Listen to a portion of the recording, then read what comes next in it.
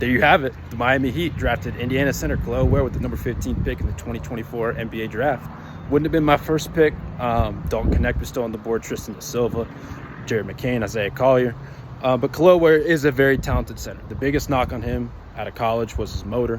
When he was at Oregon 2 years ago, he was called lazy by his head coach, Dana Altman. That the motor concerns were magnified throughout his Indiana tenure under Mike Woodson, who was a former NBA head coach. He was much better, I think, but there were still concerns about that. He was very talented. He could do a little bit of everything for you. He showed some good shooting touch last year, despite not taking a super high volume of threes. He improved his mid-range touch. He improved his touch around the rim. He's not a bad rebounder. There were times where he did get boxed out by smaller guards. And there were times where he had some mental lapses, but that's just going to happen sometimes with players. But it was magnified, though, because he did, again, get called lazy by his former head coach.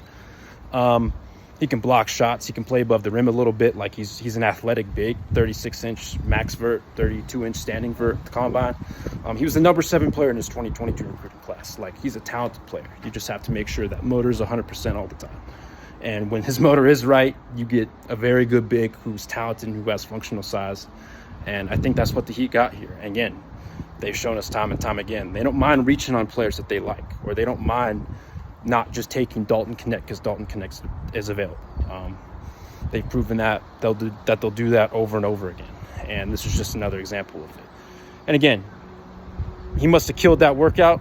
He must have killed that interview because, again, the motor questions, there's one single organization to get the most out of him throughout the entire league. When it comes to that stuff, it's the Miami Heat. And considering they took him over guys like Knecht, da Silva, McCain, Collier, so on and so forth, that means they got a plan. And I'm sure it's a damn good plan. So there you have it. You get a very good functional big, or at least you hope you get a good functional big. Guys 7 foot plus, you get some functional size in that front court that you can put next to Bam or put behind Bam. You got something here, but it's just the motor concerns. That's it. But I think the Heat got one of the most talented centers in the draft if it really does hit.